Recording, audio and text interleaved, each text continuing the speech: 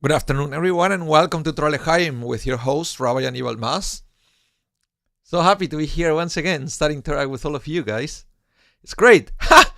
Rocky Pollack is here! Hooray! Welcome, Judge Rocky Pollack. And it was great to see you last weekend. I see your grandkids all the time, We overlap at the tennis club. But yeah, it was good to see you. That's for sure. And Parah Goldman is here as well. Welcome. Karen Farkas. You hope everyone has recovered for Purim. Purim is like last year. Now everything is about Pesach. Huh? I know. I'm already having Pesach anxiety and everything that's coming up, and there is never enough time to clean up the house and to prepare everything and to make plans for the Sidarim. And all that. Yeah, especially if you work in a synagogue, multiply that's times 10 for all the special programs and everything, right? Shelly Chochinov is here as well. Hello, Shelly. Have you recovered for Purim? Judy Shorak is here. Welcome. Welcome to the class. Great to see that more people are coming. Karen Farkas, I was thinking of you the other day because you sent me a photo, I think it was last year, of a red cow. Was it you? Because it's this week's Parsha. The Parah Adumah, and I couldn't find the photo.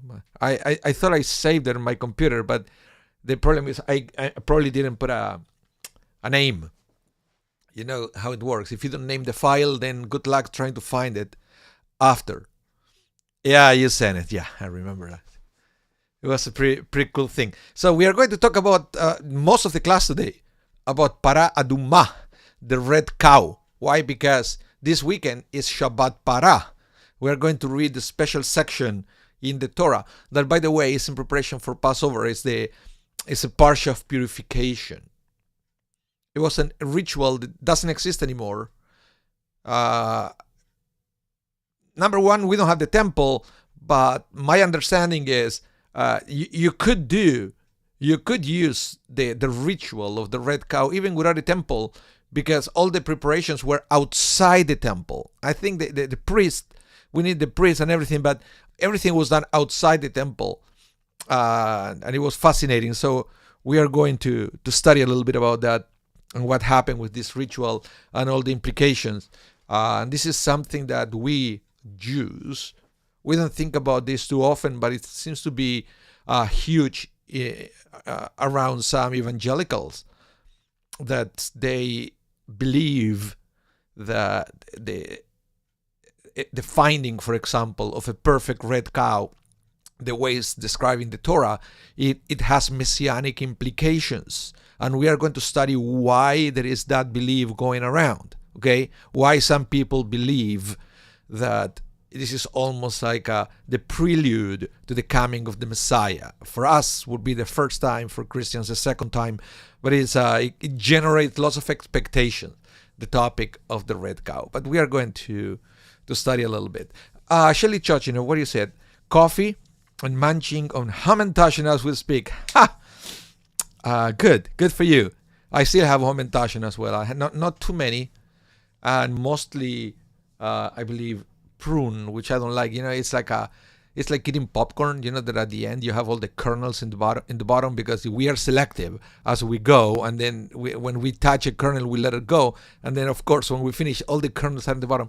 The same happened with me and Hamantashen. My wife makes different kind of Hamantashen. She makes prune, she makes poppy seeds, and she makes dulce de leche, which I call the Argentinian Hamantashen. So what happened is I'm selective as well. I start with dulce de leche. When dulce de leche is gone, I continue with poppy seed. When poppy seed is gone, I see the Hamantashen there, like the prune. I say, how it is possible that only prune left? Because nobody in the house seems to like it. Anyway, I know. I think my wife does like the prune Hamantashen. Do you like prune Hamantashen? Let me know. I would say that there is. My impression is that the prune Hamantashen is the least favorite for people. Some people like chocolate. Poppy seed, not bad. It's kind of flavorful. My favorite, dulce de leche, the Argentinian dulce de leche. and I get it. I get to have it every year because my wife makes it for me. She makes I don't know how many dozens this year. Phew. Yeah. So now I have like 4 weeks to lose a little bit of weight before I put it back during Pesach with all the matzah that I will probably going to eat during the week of Pesach. Okay, welcome everyone. As I promised you, we are going to study about Parshat Parah, the portion of the Torah that Karen Farkas said, you love prune, ham, and tashen, a poppy seed. Okay, you like prune. Okay, you see, and I think the secret of the prune is all the spices and the people use to mix with the prune, right? Sarah Bloomberg, good to see your name in the chat. That's a name I haven't seen in a while. Welcome. Shelly Judge of apricot. I forgot. Apricot is good too. Yeah, I like apricot. Okay. Sarah, this was your bat mitzvah portion. Okay, let's see if you had the opportunity to study any of the texts that I'm going to share with the group today. Okay, so let's study about Parshat Parah. Let me read a little bit. It's a long portion, but I want to read a little bit of the commandment of the red cow. Okay, so it goes like this. The Lord, let me remove the QR code for now. There, so you can all see what's going on here. So, the Lord spoke to Moses and Aaron, saying, this is the supra-rational command of the Torah. In Hebrew, it says, Chukat HaTorah. Okay, and we studied this many times on Torah Lechaim, that the concept of Chukat, of Chukim, are all those supra-rational laws from the Torah, sometimes called ordinances. Okay, so you have Chukim and Mishpatim. The Mishpatim are logical. Okay, the Chukim are illogical, sometimes called supra-rational. Okay, I guess it sounds better than illogical. But I translated it like this purposely because this is a commandment that out of the bat you will realize that seems to be absolutely illogical or supra-rational. Welcome, Priscilla Kerr. Welcome to the class. So, let me read again. The Lord appeared to Moses and Aaron saying, this is the Chukat HaTorah, supra-rational command of the Torah, that the Lord has commanded. Instruct the Israelite people to bring you a red cow without blemish. Now, the translation as red is kind of tricky, because the word in Hebrew is Parah aduma. Okay, aduma. The word adom, which is translated as red, has a direct connection with the word adama, which means ground or earth. So basically, Parah aduma, even though we translate it as red cow, red heifer, it means like a earth-colored cow. So it's a reddish, right? It's not this intense blood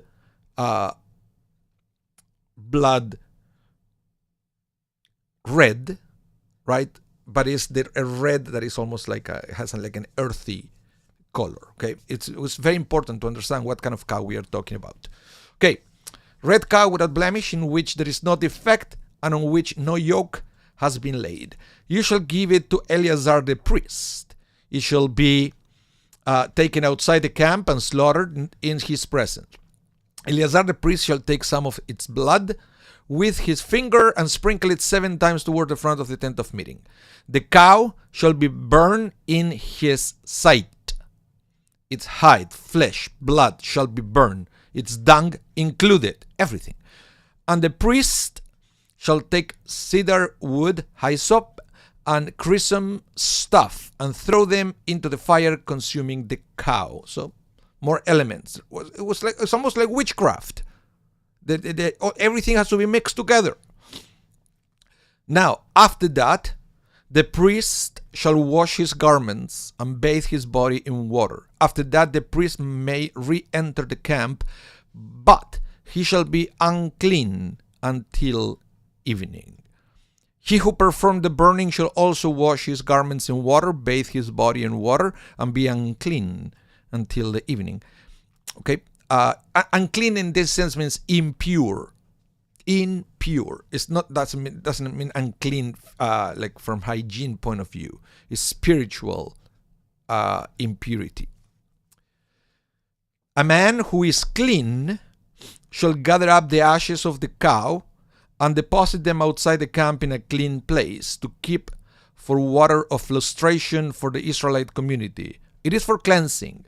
He who gathers up the ashes of the cow should also wash his clothes and be unclean or impure until the evening. So, what happened here is very interesting. Thank you, Karen Farkas. I will check the email in a minute. Julie, welcome. And Maria, welcome as well. So, what happened is the whole ritual of the red cow. Let me show you one that I have here. I have a red cow. This is not the one Karen sent it, but you can see it here. Well, all of a sudden, I feel that I'm in the dangerous place to be under a cow. But lucky me, it's just a photo, okay? So it was a ritual to purify the people of Israel. So these ashes has to be mixed with water, and then the contact of a person, an impure person, with those ashes and the water will make them clean. Okay? If you came in contact, if you are impure and you touch that mixture, you become pure. But if you are pure, if you touch it, you become impure. Understand? It's kind of, and it's difficult to see the logic why this mixture will purify a person. The Torah doesn't say why. So it's kind of weird thing. Okay? It's kind of a weird thing. Now, let me let me explain in a nutshell what we are talking about here. Okay? In a nutshell, the Torah tells us that the one who comes into contact with a corpse, for example, by touching or even being under the same roof as a corpse, becomes impure. He cannot enter the holy temple or partake of the sacrificial offering or other sacred foods until he purifies himself, right? As part of the purification process, the priest should slaughter the red heifer, the red cow, and burn it on a pyre, together with cedar branch, hyssop, spring, and crimson wool. They will then take the ashes, mix them with spring water, and sprinkle the mixture onto the impure person. Is that clear? If you have any questions so far, please let me know in the chat. I'm very curious to see if you have any questions about this ritual. Okay? Now, this is the interesting thing. Let me see, Karen, if I can find the photo you sent me. Let's see. You sent me to a website here, right? And you can see it from where you are, I guess. Let's see. I can copy the image here. You guys can still see me here. I'm going to try and show you here the photo that it was sent to me. Here it is. Oops. This is the photo that Karen Farkas just sent me. And please, Karen, let us know where this is, right? And you can see lots of red cows there. So you may be wondering, what's the big deal? It looks like we have red cows everywhere, even in North America, right? You can see it there. Look, there is even one here that it's looking at the camera. It's very aware that a photo was taken. Yeah, it's very common. Red cows actually are not as uncommon as people may think. So, Rocky Paula, you said there is something unholy about a corpse. Yeah, the corpse actually is the number one source of impurity in Judaism. Yeah, a contact with a corpse will make people impure right away. That's why the Kohanim, the priest, they were not allowed to be in touch or near a corpse. They couldn't even go to the cemetery unless they were burying a mother or father. It's very complicated. And again, the Torah doesn't give a reason why. But you should know the corpse is number one source of impurity. Karen Farkas, I will highlight this, you are telling us where this is from. This is Sherwood Park, Alberta, Canada, for those of you who are wondering where this was taken. Okay? Very good, very good. Now, Shelley, yeah. So if the red cows are so common, or in other words, are not so uncommon, what is the big deal? Well, it's what the rabbis call the disqualifications. Okay? There are lots of disqualifications. There are lots of things that make a red cow render invalid for the rituals. And these are, I have it right here. Number one, the cow must be at the minimum with its third year of life. That means 2 years plus a bit. So, in other words, whenever we talk about the red cow, it has to be 2 years old. Okay? And this is from the Mishnah. Mishnah has an entire section called Parah to explain all these laws.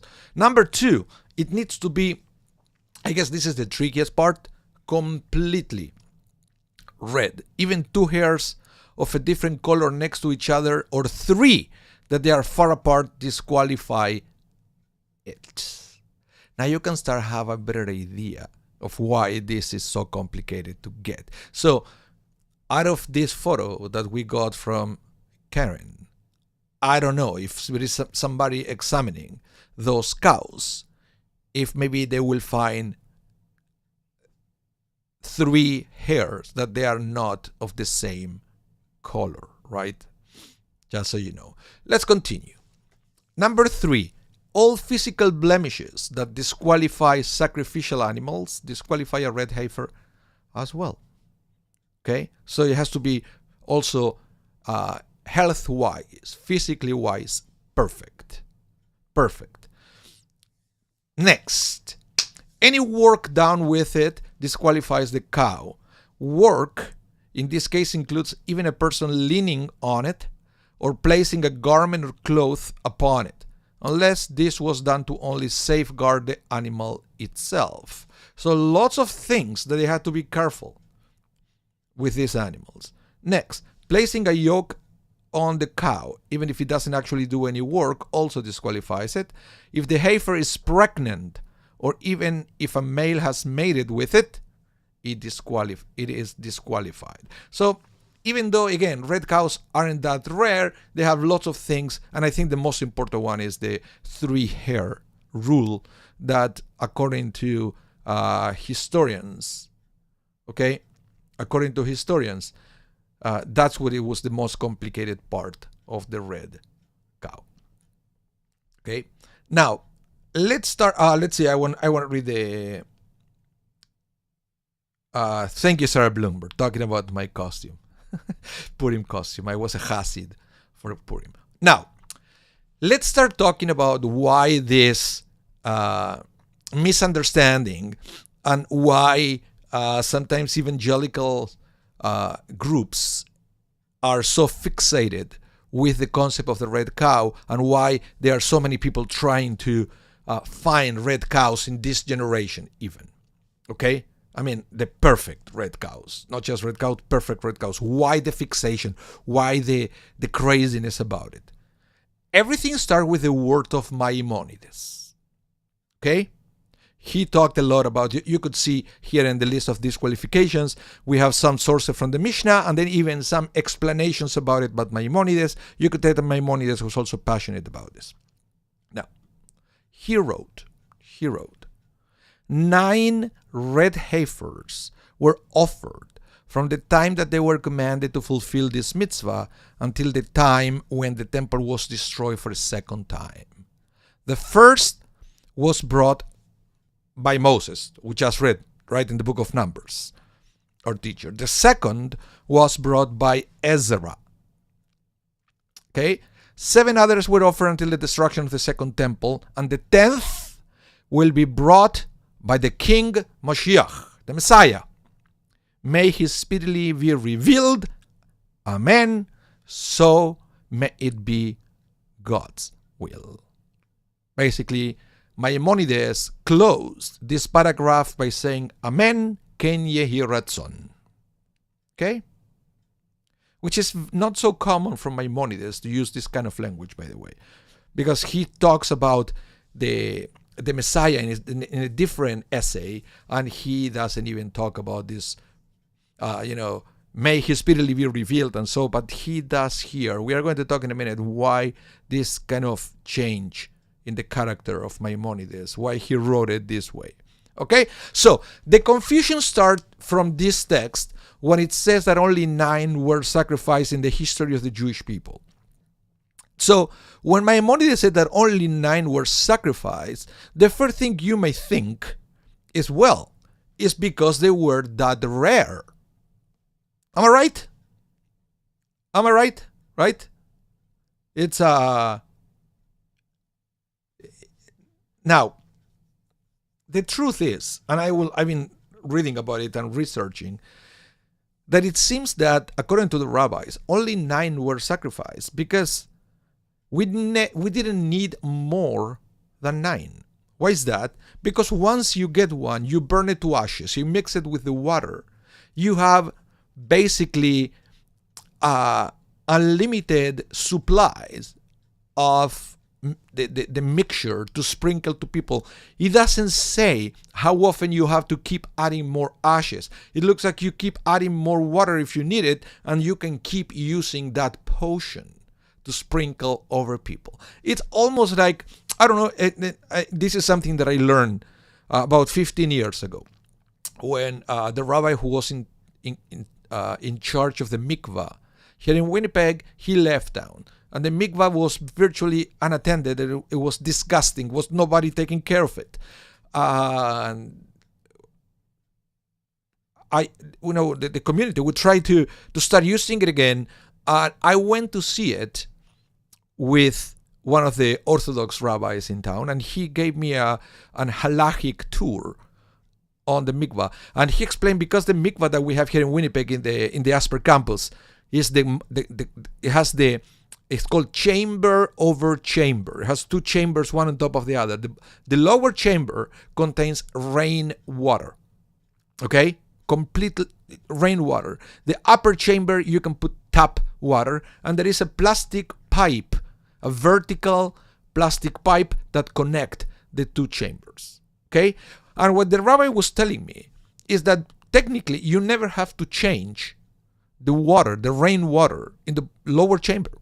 Because halachically, the 2 chambers, they touch, but they don't mix. So all what you do to keep the mikvah clean is that you can empty the upper chamber and fill it up again.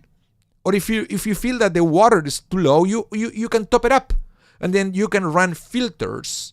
The upper chamber water can run through filters, and sometimes even to add chlorine to keep it clean.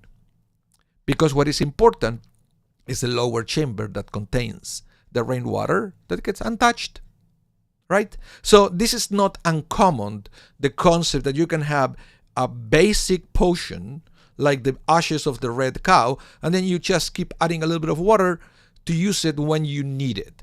And this is something that you don't have to use even all the time, because even if a corpse make you impure, 24 hours of waiting will take care of that. This is something if you want to become pure right away for something.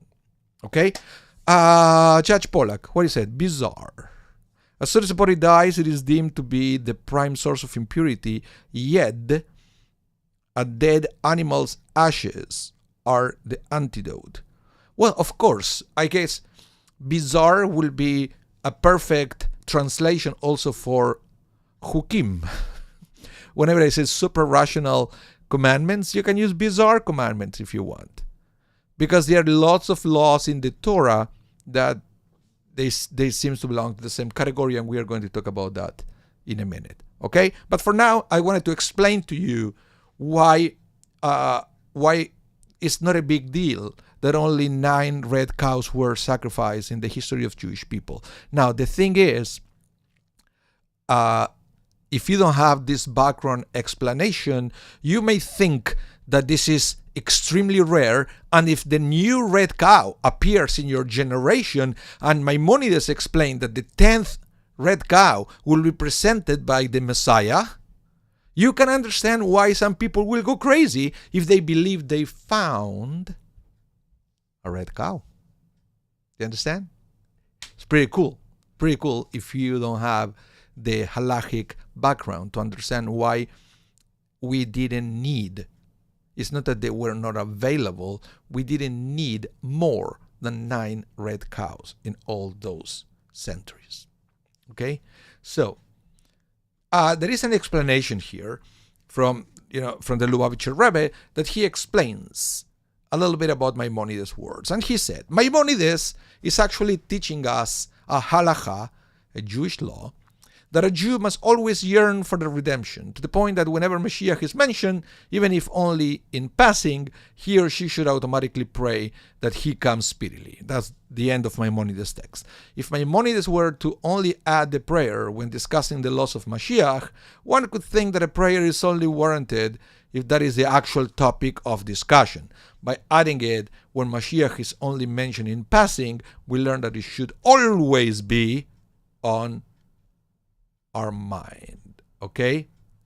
So the whole idea of this is that it's not that Maimonides is actually saying that the red cow will announce the Mashiach. It's saying Maimonides is teaching us something about when to say something positive or a little prayer about the coming of the Mashiach. It has nothing to do with the red cow. Okay? Now, as I mentioned, that there are many people that they go crazy when red cows are spotted in this generation. And I did a little research and I found a few websites, most of them Christian websites, like this, for example.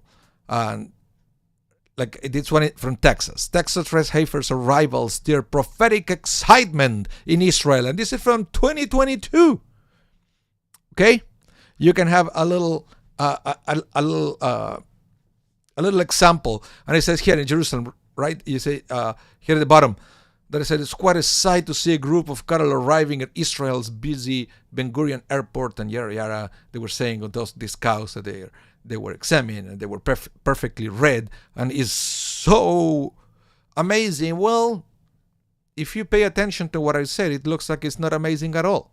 It looks like it's more common than you think to have it.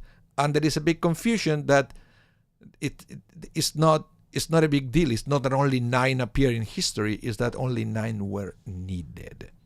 Okay, welcome Denise, welcome to the class. So, any questions so far? I hope you can make a question, you can ask a question so I can have a little bit of the coffee.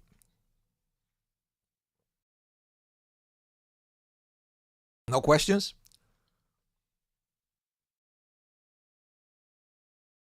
No, for some people it's lunch and learn. For me it's coffee and learn. I usually have lunch after Torah. Okay, so let's go back to almost the beginning and start studying a little bit about the description of this law in the Torah as super rational. Okay? Karen Farkas, why is it called Parah? Clyde, where are you, Clyde? My bar mitzvah portion was Parah. Is it the same portion? Yes, it is. It is. It's basically this week's parsha is not Parah. This week's parsha is, hold on, I will show you. This week's parsha is Tisa. Tisa. Tisa is talking about also the golden calf, right?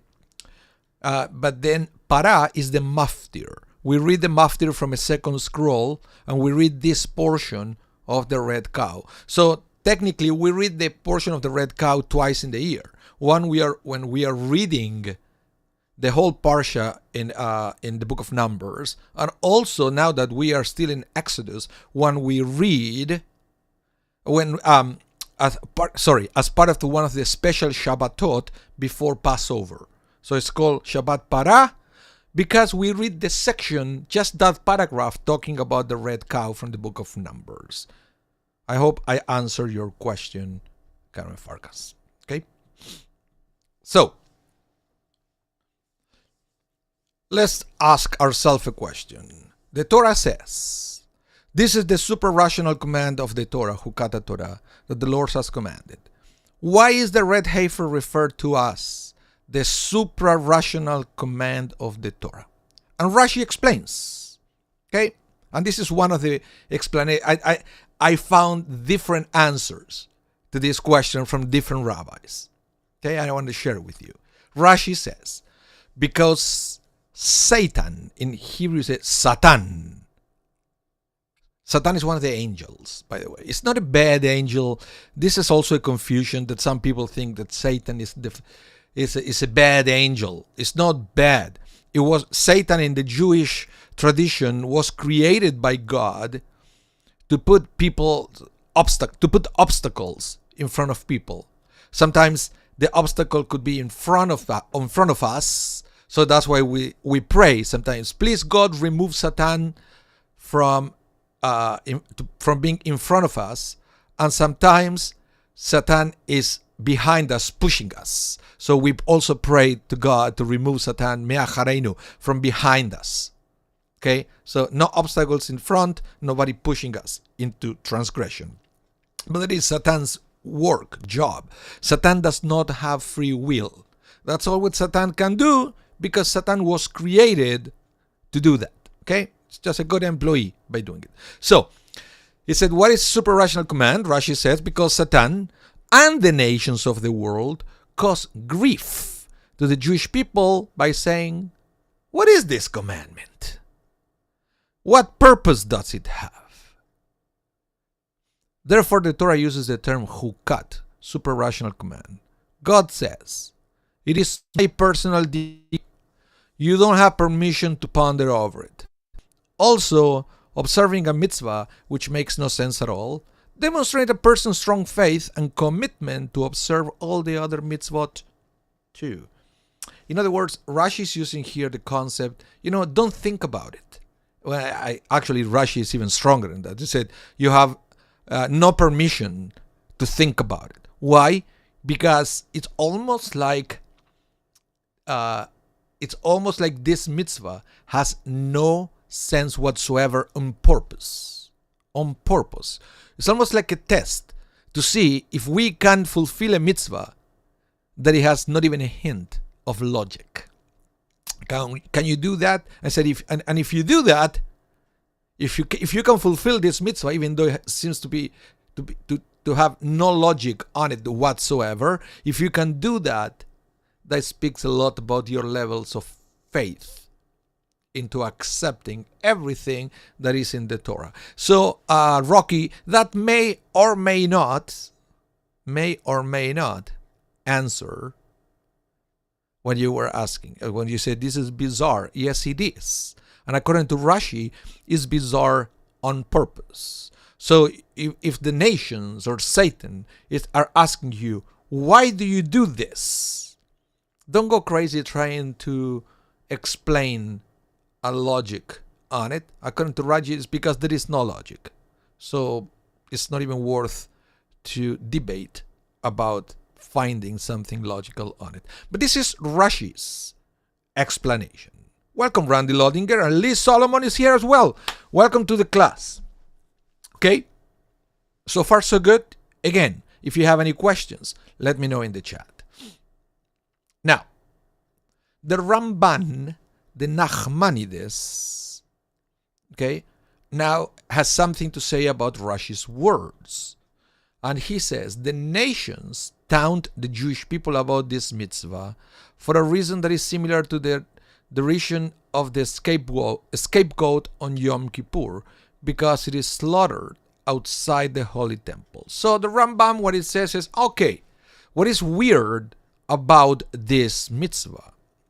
It's not so much about the sprinkle and thing. He doesn't even talk about it. For him, he said that's fine. He doesn't see to find any problem on all the thing. How is it possible that a corpse, when it's burned, can purify it and so forth? Okay, what it says here, the Rambam, is the big problem here, and that's why people are asking us, what are you doing? Is because all this ritual happens outside the Holy Temple. So how could it be that something that involves the Kohanim, the priest, has to be done outside the temple if we know that it was said in the Torah that nothing could be done outside the temple? In fact, we know that, that we are not allowed to sacrifice anything outside the temple anymore. So once the temple was destroyed, that's it. Sacrifices ceased to exist. But this is an exception. And the other exception is the scapegoat on Yom Kippur. And sometimes, according to the Ramban, the Nachmanides, some people still are asking us Jews, why do you do that? Why do you do that? And the answer is, we don't know why. But that's the way it was commanded. Welcome, Donna Alden Budgen. I never know how to pronounce your last name. One day you have to tell me. Next time we see you in person. We see us in person. And Holly Mandelkern is here as well. Welcome. And Randy, don't worry. Yeah, you can always watch the rebroadcast. I will be rebroadcasting this class at 8 p.m. Central Time. Okay, so let's continue here. Now, there is another rabbi, Rabbi Chaim Tirer from Ukraine. He says, the source of derision is the law, thus the pure person who performed the process becomes impure, and yet the impure person on whom the procedure is performed becomes pure. Now, you see, what this rabbi is saying, Bogdan, okay, thank you, Donna. What it's saying is, this Rabbi Chaim Tirer, he doesn't even care that things are done outside the temple. Inside the temple, he said, guys, this is not the big deal here. The big deal is, you tell me the logic. How is it possible that a person who is pure becomes impure, and the person who is impure becomes pure? That's not logical. Okay? And this is what it is. It is a little funny. It is a little funny because he says, of course, we do find such a phenomenon in nature too. For example, heat softens tin and yet will harden an egg. But one cannot bring proof from nature to explain the mitzvot, the commandments of God. And this concept of, it doesn't have any logic, but I can explain to you the logic anyway, is present in the writings of many rabbis, which basically means that this explanation of the tin and the egg worked for him, but he cannot use it as an halachic proof to convince somebody else, because you cannot bring proof from nature to explain the commandments of God. But you can see that even though Rashi said you should never think about this or try to find the logic, many rabbis are trying to explain how is that possible. The pure becomes impure, the impure becomes pure. Have you ever thought about that? I mean, there are many other examples, right? Like sometimes it happens that if you are sick, you take a medicine and you become better, but if you are healthy, that same medicine can make you sick, right? So sometimes I think it that way, maybe, that this is like medicine for spiritual impurity. So if you are healthy, it will make you sick. If you are sick, it makes you healthy. If you are pure, it makes you impure. If you are impure, it makes you pure. Yeah. Rocky Pollack, you said, it's called begging the question. Okay. We're begging the question then. Now, another comment by another rabbi that lived a little earlier than Rabbi Tirer. And this is Rabbi Chaim ibn Attar. And he said, why does the verse use the expression, this is the super-rational command of the Torah, as if to say that this mitzvah is representative of the entire Torah? Okay? Because it doesn't say this is one of the super-rational commandments of the Torah. It says this is the super-rational command of the Torah. Understand? That's the question that Rabbi Chaim ibn Attar is asking. And he says, because the laws of ritual purity and impurity discussed here bring to light the effect of the Torah on the Jewish people. By receiving the Torah, the Jewish people became a holy people.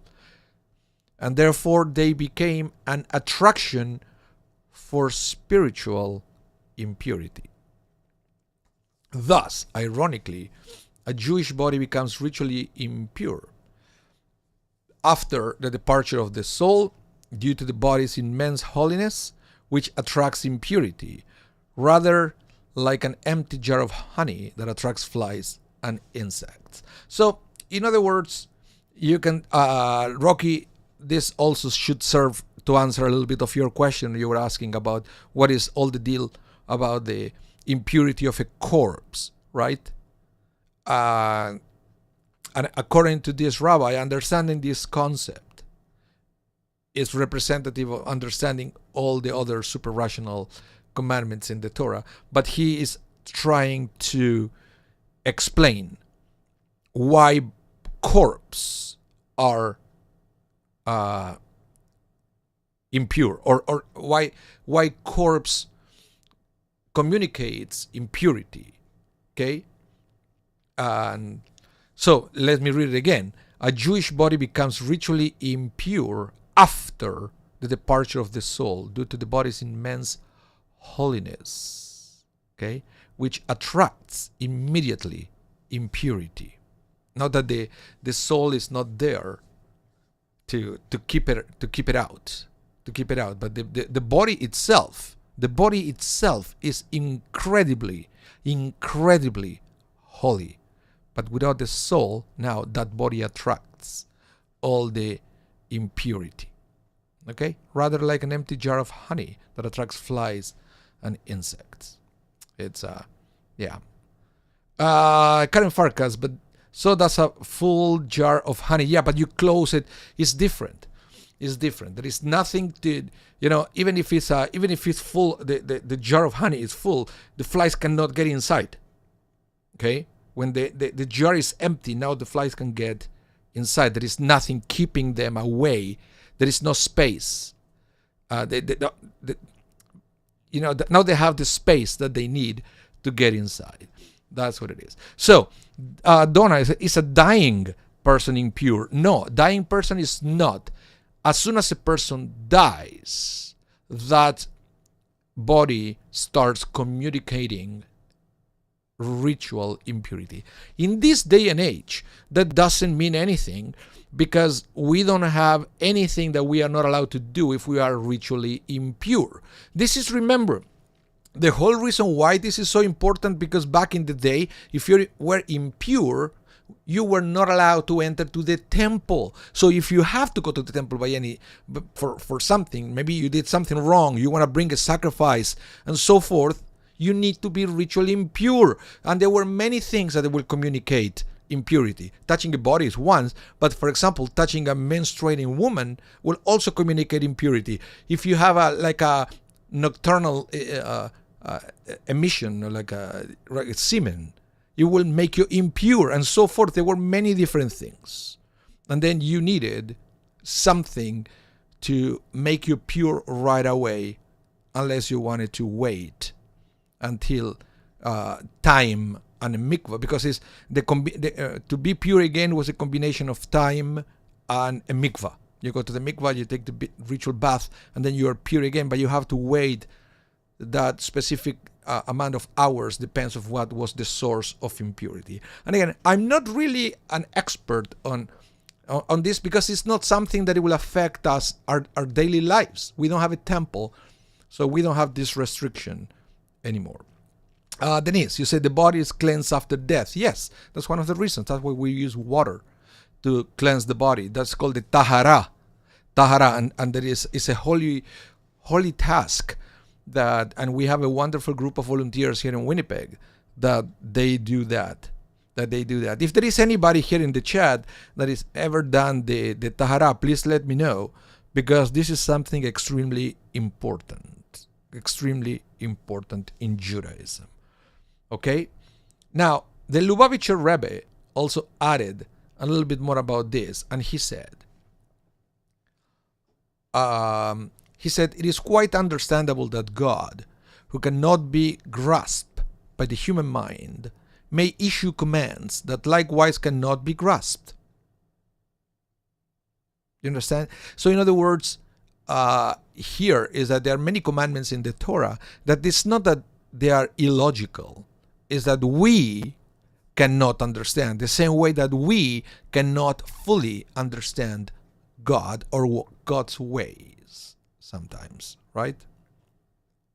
Karen Farkas says, oh wow, so Clyde has done it, and Shelly Chochinov said, you have done it also, the Tahara. Good for you. That's really a holy thing to do. Absolutely. And it's interesting that it's the same way. The person doing the Tahara becomes ritually impure for 24 hours, right? It's the same thing. Same thing. The body becomes pure, but whoever does it, because now it's in contact with a corpse, becomes impure. But you do it for a holy purpose. Okay, let's continue here. What is difficult to understand, says the Rebbe, is a mitzvah that has both rational and irrational elements. So, according to the Rebbe now, he will say that, according to his understanding, the Parah Adumah, the mitzvah of the red cow, has both elements of rational and irrational elements. In such a case, the evil inclination, or sometimes the nations, may argue, why would God give you a command that appears to make sense and yet also does not make sense?